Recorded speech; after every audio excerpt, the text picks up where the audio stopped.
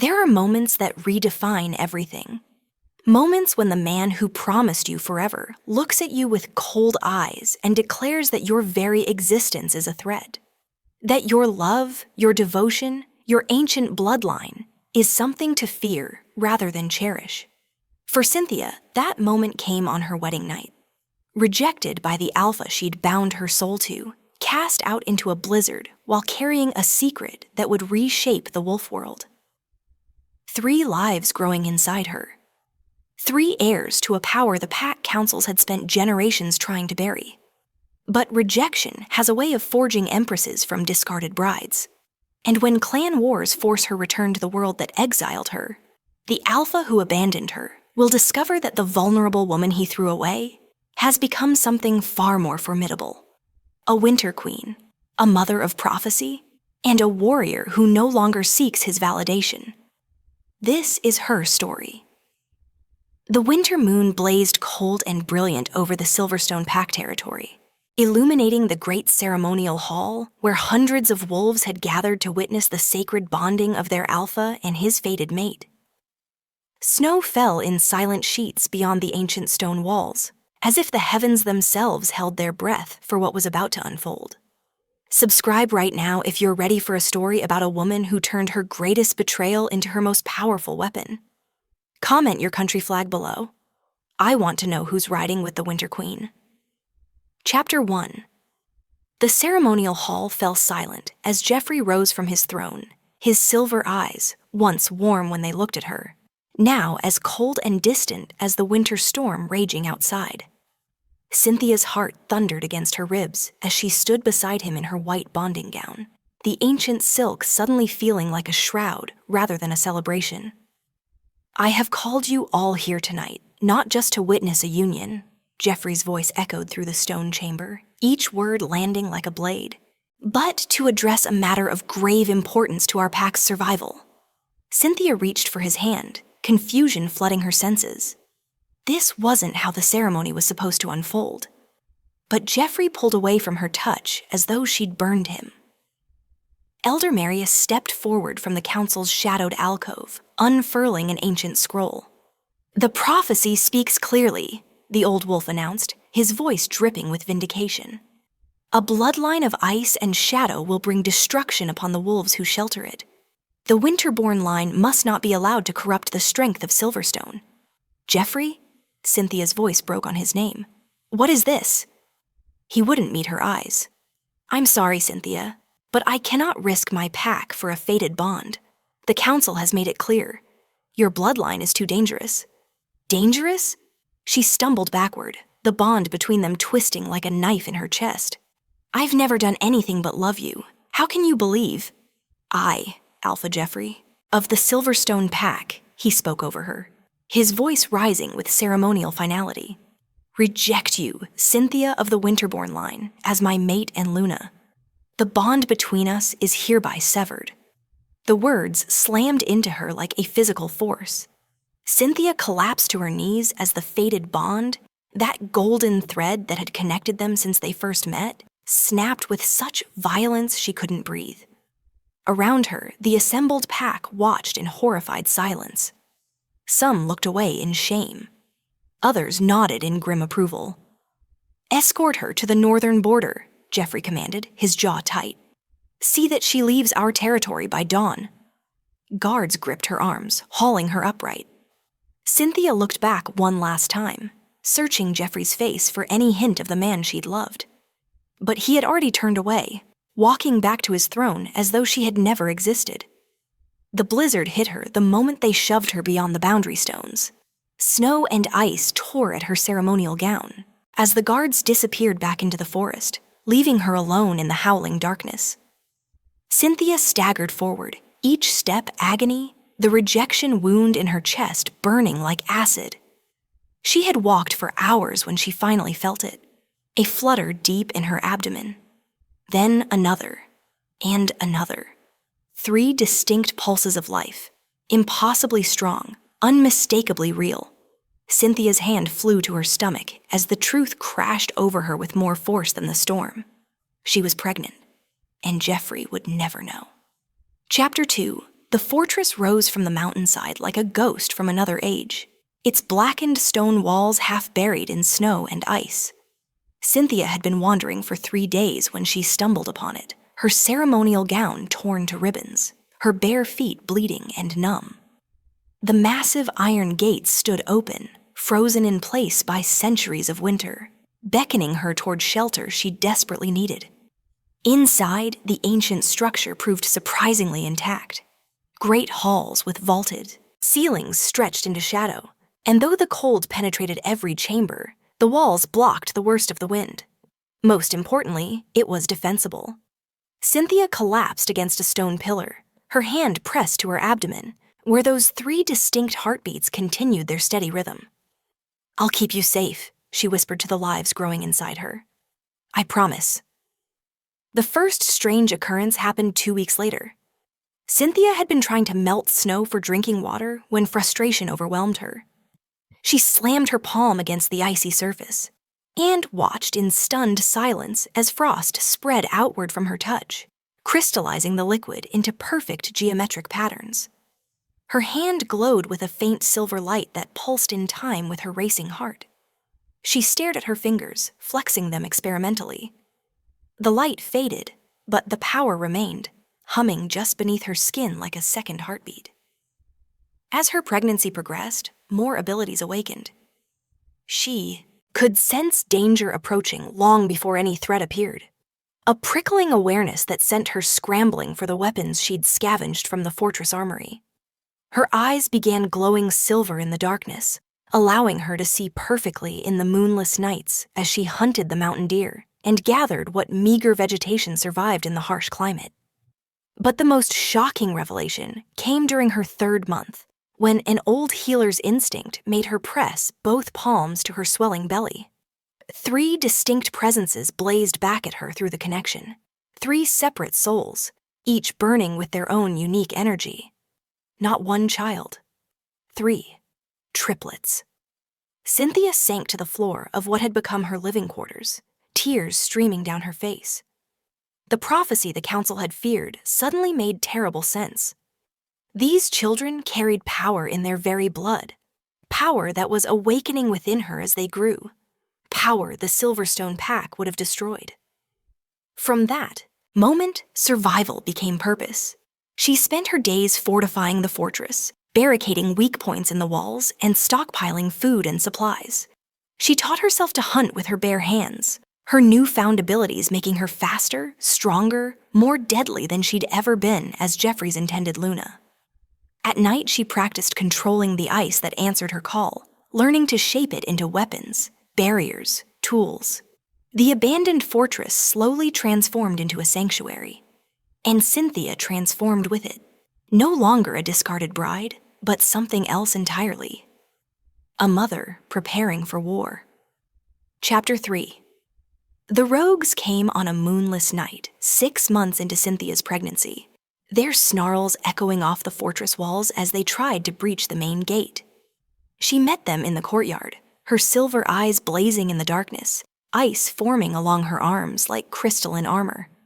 "This territory is claimed," she announced, her voice carrying a power that made even the largest wolf hesitate. "Leave now or face the consequences." Their leader, a massive gray wolf with yellow eyes, shifted into human form. "We don't take orders from pregnant outcasts. This fortress belongs to whoever's strong enough to—" Cynthia raised her hand. The moisture in the air crystallized instantly, forming razor-sharp shards of ice that hovered around the rogues like suspended daggers. "I said leave." They ran. But as the last wolf disappeared into the tree line, Cynthia sensed something else. 2 presences lingering at the edge of her territory, watching. Not threatening, just waiting. "You might as well come out," she called, lowering her hands, but keeping the ice ready. "I know you're there." A man emerged first from the shadows, tall and broad-shouldered despite the deep scars that ran across his face and chest. His eyes held the wary exhaustion of someone who'd survived too many battles. Behind him came a woman, slight and dark-haired, carrying a worn healer's satchel. "We mean no harm," the man said, his hands raised. "I'm Marcus. This is Elena. We saw what you did, That was impressive. What do you want? Cynthia kept her distance, protective instinct flaring. Nothing. Elena spoke softly, her voice gentle despite the hardness in her eyes. We've been traveling for weeks, looking for somewhere safe. Somewhere that won't cast us out for being different. She gestured to Marcus's scars. He defended a weaker packmate against an alpha's cruelty. They exiled him for it. And I used healing methods the council called heretical, Elena continued. Methods that actually worked, which made them dangerous. We've been surviving in the wilds ever since. Cynthia studied them, her newfound senses reading their intentions. She found no deception, no hidden malice. Only bone-deep weariness and a desperate hope they were trying not to show. She thought of the 3 lives growing inside her, of the sanctuary she was trying to build from nothing. A sanctuary, meant for what? Just her children, or something larger? There are conditions, she finally said. We defend each other. We contribute what we can. And we never turn away someone who's been cast out unjustly. She placed a hand on her swollen belly. I'm building something here, not just a fortress. A place where the rejected can become something more. Marcus's scarred face broke into the first real smile she'd seen from him. A home. A home, Cynthia agreed. That night, for the first time since her rejection, she didn't eat alone. And as Marcus reinforced the walls while Elena organized medical supplies, Cynthia realized something profound. Jeffrey had thrown her away, thinking she was weak. But weakness and isolation weren't the same thing. She was building an army of the unwanted, and they would be stronger for it. Chapter 4. The aurora came without warning, turning the night sky into a canvas of impossible colors, violet and silver and electric blue dancing across the heavens, like living fire. Elena burst into Cynthia's chamber, her healer's instincts already screaming alarm. It's time, Cynthia gasped, doubled over as the first contraction tore through her. They're coming. Marcus stood guard at the door as Elena worked, but even his warrior's composure cracked when the temperature plummeted so rapidly that frost formed on every surface inside the fortress. The aurora intensified, pulsing in rhythm with Cynthia's laboring breaths, as though the sky itself was bearing witness to what was being born. I can see them, Cynthia cried out, her silver eyes blazing with an otherworldly light. 3 flames, 3 stars, 3... The first child arrived with a crack of ice that split the stone floor. Elena caught him, gasping as frost spread from his tiny body, beautiful and deadly. A silver symbol blazed on his left shoulder, a snowflake within a crescent moon. Kale, Cynthia whispered, knowing his name as surely as she knew her own heartbeat. The second came as the aurora exploded into blinding brilliance. This one was a girl, her eyes opening immediately, not with infant blindness, but with an ancient, knowing gaze that seemed to pierce through reality itself. The same silver symbol marked her right palm. Lyra. Cynthia reached for her daughter, who looked at her mother and somehow, impossibly, smiled with recognition. The third birth shook the fortress to its foundations. The boy came screaming into the world with such force that the windows shattered outward, and Marcus had to brace himself against the doorframe to stay upright. Power radiated from the infant in waves, raw strength and speed contained in a perfect, tiny form. The silver symbol blazed on his chest, directly over his heart. Asher, Cynthia breathed, gathering all 3 children to her chest as the aurora began to fade. Elena stared in wonder as the temperature slowly normalized, as the fractured stone floor mended itself, as the storm outside gentled to a peaceful snowfall. The prophecy, she whispered. Cynthia, these children are not destroyers. Cynthia looked down at her 3 miracles, each one unique, each one powerful, each one marked with the symbol of their bloodline. Kale's frost already formed delicate patterns in the air around him. Lyra's eyes tracked movements no infant should be able to see. Asher's grip on her finger was impossibly strong. The council feared destruction because they couldn't imagine anything beyond their own corruption, Cynthia said. her voice filled with certainty that came from somewhere deeper than knowledge. But these three aren't meant to destroy. They're meant to unite what's been broken, to bridge what's been divided, to protect what's been abandoned. Marcus stepped closer, his scarred face soft with awe. The prophecy spoke of 3 heirs to a power the wolf clans feared. "Let them fear," Cynthia replied, silver light still dancing in her eyes. "Fear can forge respect, and respect can forge change." She kissed each child's forehead. "Welcome to the world, my legends. Your mother has been preparing for you." Chapter 5. The old woman appeared at Winterhold's gates on the first morning of spring, when the triplets were 3 months old. She wore robes that seemed woven from moonlight itself, and her eyes, one silver, one gold, held the weight of centuries. Marcus moved to intercept her, but she walked past him as though he were simply part of the landscape. "I must speak with the Winter Queen," she announced, her voice echoing strangely in the courtyard. "The threads of fate grow tangled, and choices must be made before they strangle us all." Cynthia emerged from the main hall with Lyra in her arms, the infant's knowing eyes fixed on the stranger. Recognition sparked in those ancient depths, and the old woman smiled. "Ah, the seer child already knows me. Good." She bowed her head respectfully. "I am Moira, last of the Moon Seers.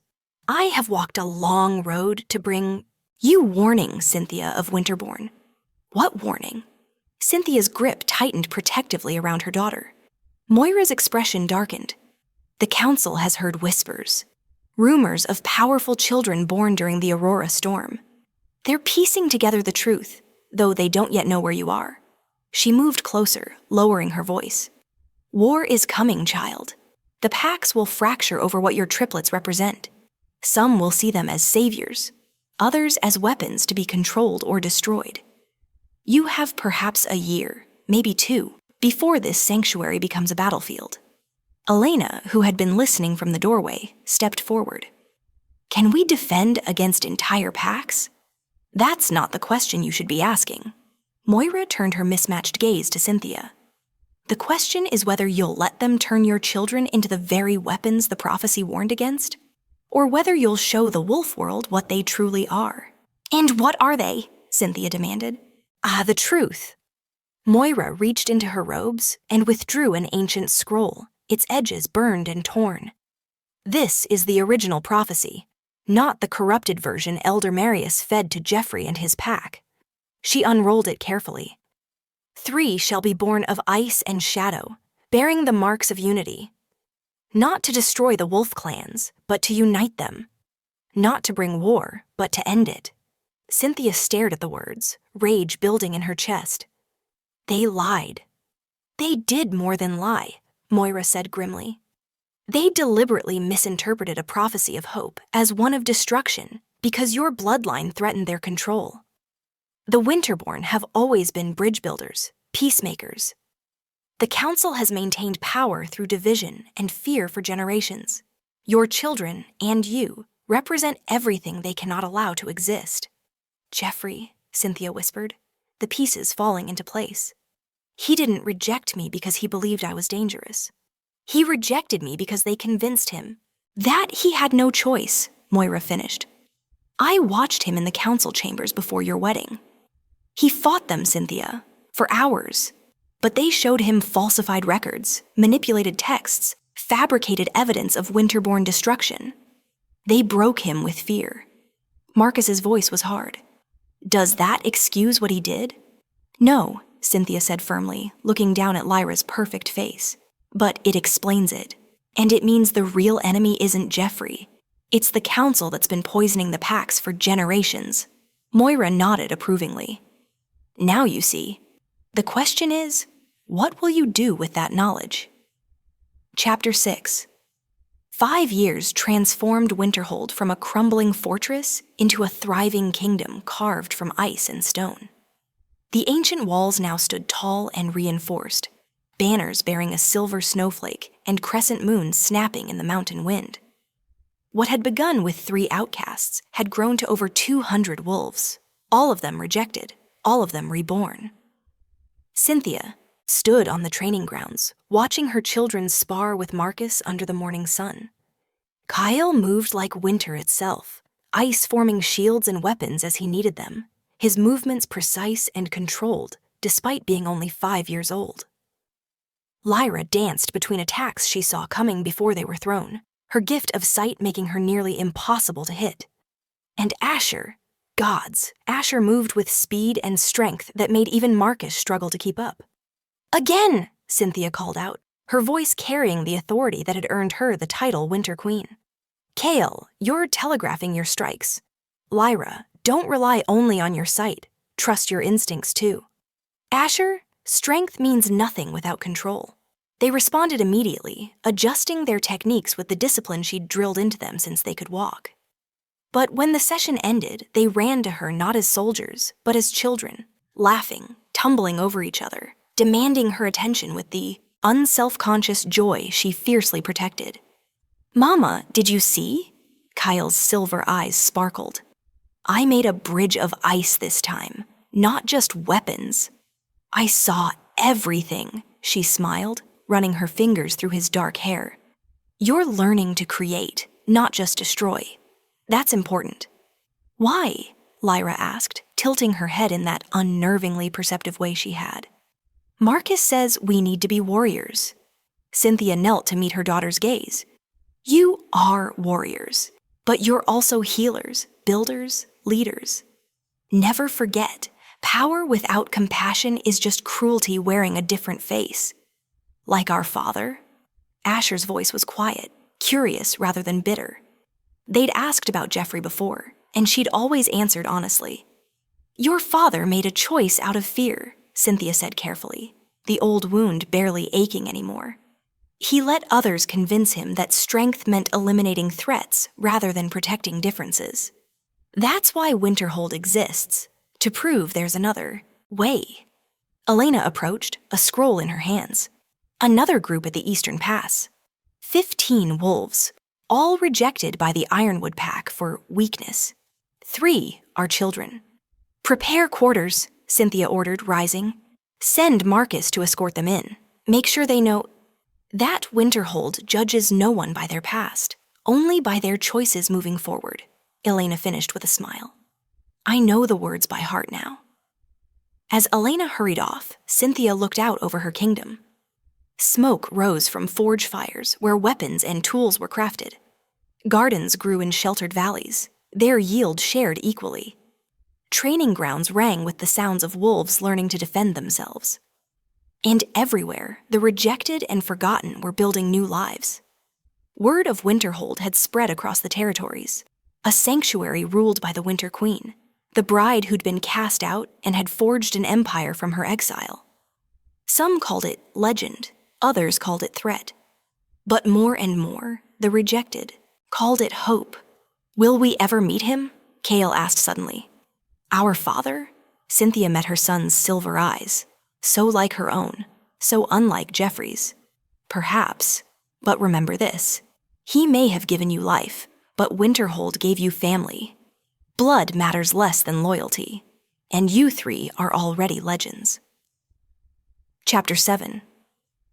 The woman collapsed at Winterhold's gates just after dawn, her wolf form matted with blood and half frozen from the journey. Guards carried her to Elena's healing chambers, while runners fetched Cynthia from the council room where she'd been reviewing supply reports.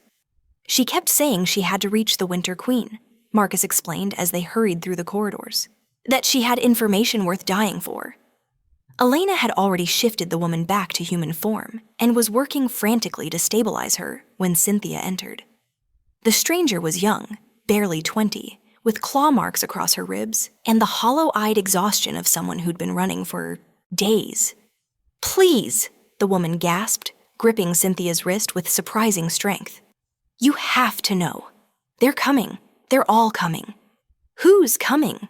Cynthia knelt beside the bed, her voice gentle despite the ice forming instinctively along her fingertips. "Tell me what happened." "Silverstone Pack," the woman choked out. I was Sarah. They cast me out 3 days ago.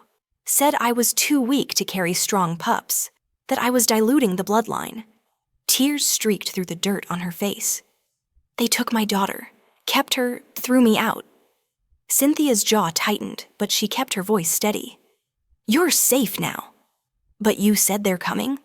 Sarah nodded frantically. The council, Elder Marius and the others, they've gotten worse. Alpha Jeffrey barely speaks anymore. He just sits in the council chambers while they make all the decisions. They're purging anyone they deem impure. Dozens have been exiled in the past year. That's not new information, Marcus said. Quietly. We've been taking in Silverstone refugees for months. But this is. Sarah struggled to sit up despite Elena's protests. They know about you, about the rejected Luna who survived, about the 3 children born during the Aurora storm. The rumors have spread to every pack in the territories. The temperature in the room dropped 10 degrees. Go on. The rival alphas, Ironwood, Shadowpine, even distant packs like Blood Moon, they're all talking. Some want to ally with your children, to use their power. Others want to destroy them before they become a threat. Sarah's voice broke. And the council is planning something. I heard Marius talking about a final solution to the Winterborn problem. They're going to move against you, all of them. They've called a grand summit in 6 weeks at neutral ground. Every alpha will be there. Cynthia stood slowly, her mind racing. 6 weeks. Not enough time to fortify Winterhold against a coordinated assault from multiple packs. But perhaps enough time for something else. They're trying to force your hand, Marcus observed. Make you respond to their timeline. Then we give them what they expect, Cynthia said, her voice cold as the winter wind. We attend their summit, but not as refugees begging for mercy. Elena looked up from treating Sarah's wounds. You can't be serious. Walking into a room full of alphas who want to use or kill your children? I'm not walking in as a victim, Cynthia replied, silver light dancing in her eyes. I'm walking in as a queen. It's time the wolf world learned that Winterhold isn't hiding anymore. We're done being prey. She turned to Marcus. Send word to every outcast, every rejected wolf across the territories. Tell them the Winter Queen calls them home. If they want war, we'll show them what the unwanted can become when they finally unite. Chapter 8. The neutral ground sat in a valley between territories, a massive stone amphitheater built by ancient wolves for exactly this purpose, gatherings where no single pack held advantage. Hundreds of wolves filled the tiered seating as the alphas assembled on the central platform, their combined power making the air itself feel heavy and dangerous. Elder Marius stood at the podium, his voice carrying across the crowd. We gather today to address the growing threat of rogues and the instability plaguing our territories. But first, we must discuss the unauthorized settlement in the northern mountains. You mean Winterhold. Every head turned as Cynthia emerged from the northern entrance, and the collective intake of breath was audible. She wore armor of ice and leather, a crown of silver and frost sitting on her dark hair. But it was the 3 children flanking her that caused the real shock. Each one radiating power, each one bearing the unmistakable silver mark of the Winterborn line. Jeffrey stood frozen on the platform, his face draining of color. Their eyes met across the distance, and Cynthia saw the moment he truly understood what he'd thrown away. The Winter Queen, someone whispered, and the title rippled through the crowd like wildfire. Cynthia walked to the platform, her children moving with her in perfect synchronization. Kyle's hands glowed with barely contained frost. Lyra's knowing eyes scanned the assembly, seeing through every deception. Asher's stance promised violence to anyone who threatened his family. You wanted to discuss Winterhold? Cynthia's voice cut through the murmurs. Then let's discuss truth instead of the lies you've been spreading. Marius's face purpled with rage. You have no authority here, rejected. I have the authority of 200 wolves who chose me as their leader, Cynthia interrupted. Which is more than can be said for the council that manipulates alphas through fabricated prophecies and manufactured fear. She produced Moira's scroll, the original prophecy, and held it high. This is what you've been hiding. The true prophecy that speaks of unity, not destruction. The one you twisted to remove my bloodline because we threatened your control. Jeffrey finally found his voice. Cynthia, what are you— Tell them, Jeffrey, she said, her tone softer now, but no less powerful. Tell them how the council pressured you, how they showed you falsified evidence, how they convinced you that rejecting your fated mate was the only way to save your pack. The Silverstone Alpha looked between Cynthia and his council members, something cracking in his carefully controlled expression. They showed me records of Winterborn destroying packs. They said if I didn't reject you, the bloodline would corrupt. All lies, Cynthia declared, turning to address the entire assembly. The council has maintained power for generations through division. By making us fear each other. By punishing anyone different. But I offer you an alternative. She gestured to her children, to the Winterhold wolves who'd entered behind her. A coalition based on choice, not fate. On merit, not bloodline. Where strength comes from unity, not tyranny. Where no wolf is cast out for being different.